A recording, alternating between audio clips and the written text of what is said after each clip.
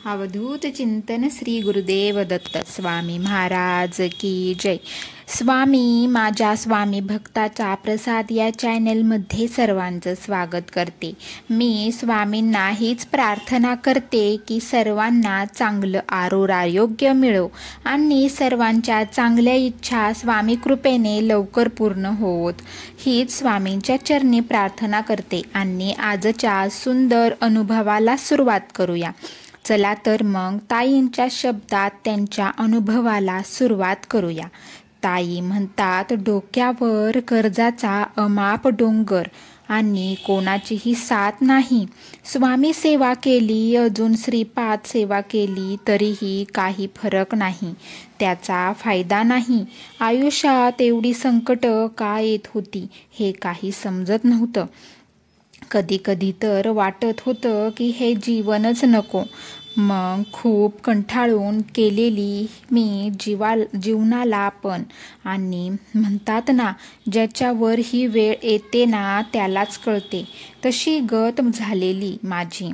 आणि मी पुण्याच्या एका छोट्या कंपनीत काम करायचे. काही चुकीची लोक येतात ना आयुष्यात आणि चुकीची ती वेळ, यामुळे कर्ज झालेलं, घराची जबाबदारी, नवऱ्याची नोकरी गेलेली, तो घरी बसलेला, मुलं, त्यांची शाळा, सासू सासरे यांची सर्वांची जबाबदारी पूर्ण माझ्यावर पडलेली. आणि नवरा नुसता घरी बसून याच्याकडून त्याच्याकडून नुसते पैसे घ्यायचा आणि कर्ज करून ठेवलं होतं. आणि मी एकटी कोणाकोणाला पैसे देणार? कोणीही मार्गदर्शन करणारे नव्हते किंवा कोणी पाठीमागे खंबीरपणे उभे राहणारे नव्हते. स्वामींची साथ होती, पण तेही रुसलेले वाटायचे. काळजीपोटी वाटायचे की मी कुठेतरी चुकते किंवा माझी सेवा कमी पडते की काय. मी एकदा श्रीपाद श्री वल्लभांची पोथी मला कोणीतरी दिली होती. त्या दरम्यान मी घरी घेऊन आले आणि मी पोथी वाचायला सुरुवात केली. माझा हेतू हाच होता की श्रीपाद श्री वल्लभ माझ्या हाकेला धावून येतील. पण कशाचे काय, माझेच भोग मला संपत नव्हते, नुसते खात होते.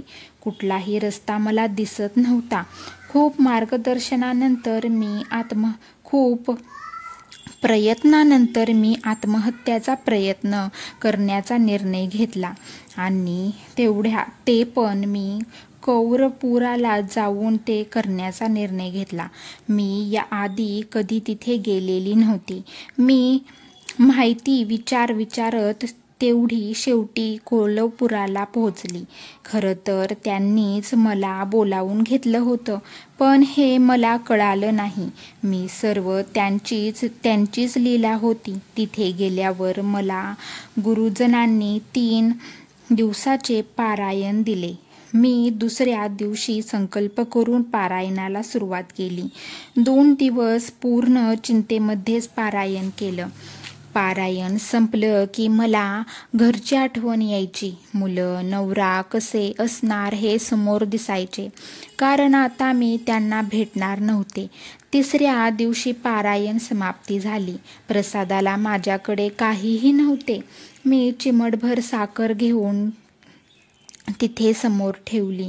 थोड्याच वेळात तिथे एवढ्या मुंग्या जमा झाल्या की काय पाय ठेवायला सुद्धा जागा नव्हती. पण त्यातील एकही मुंगी अंगावर चढत नव्हती. मला वाटते की मी रडत पारायण केलं ना, म्हणून कदाचित या मुंग्या त्रास देत असतील किंवा माझी सेवा महाराजांनी स्वीकारली नसेल असं मला वाटायचं. मला प्रश्नांनी नुसतं मन माझं खात होतं. दुपारची वेळ झाली. गुरुजीही तिथे होते. मग अचानक तिथे एक लहानगा मुलगा आला आणि मला म्हणाला, का रडताय तुम्ही? काय पारायण केलं ना, मग भीती कशाची आहे? रडू नका. आता पारायण संपले आहे तर सरळ घरी जायचे आता. मी मनातच विचार करत राहिले. मला शब्दच फुटत नाही. कोण असेल हा मुलगा? बघा कसं जाणत्या माणसासारखा बोलतोय. आणि तो निघून गेला. तेवढ्यात मला आवाज कानावर पडतो. समजलं ना की सरळ घरी जायचं सांगतोय ना. काही वेळात मुंग्या सुद्धा निघून गेल्या आणि घरी जायचे, पण आता माझ्याकडे एकही रुपया नव्हता. पुढे काय करावं हा प्रश्न करून उभा होता. घरी जावं तर ती लोक पैसे मागायला तयारच असणार हा प्रश्न, आणि इथे आत्महत्या करायची नाही हा माझ्या गुरूंचा आदेश. मी तिथेच पायरीवर बसून राहिले.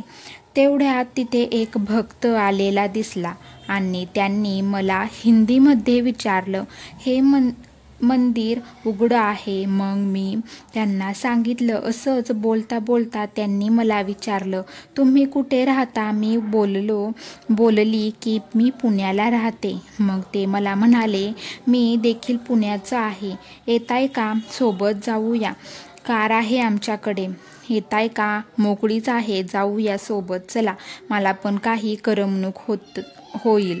खाणेपिणे त्यांनी सर्व खर्च दिला माझा. नंतर पुण्यामध्ये येईपर्यंत त्यांनी मला सांगितलंच नाही की ते नेमके कुठे राहतात पुण्यामध्ये. मी माझ्या मुलांना घट्ट पकडून रडायला लागले.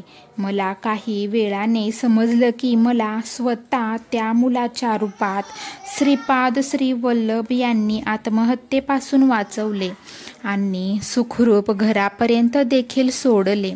हा माझा 2010चा अनुभव आणि आज सर्व काही स्वामी कृपेने, त्यांच्या कृपेने चांगला आहे.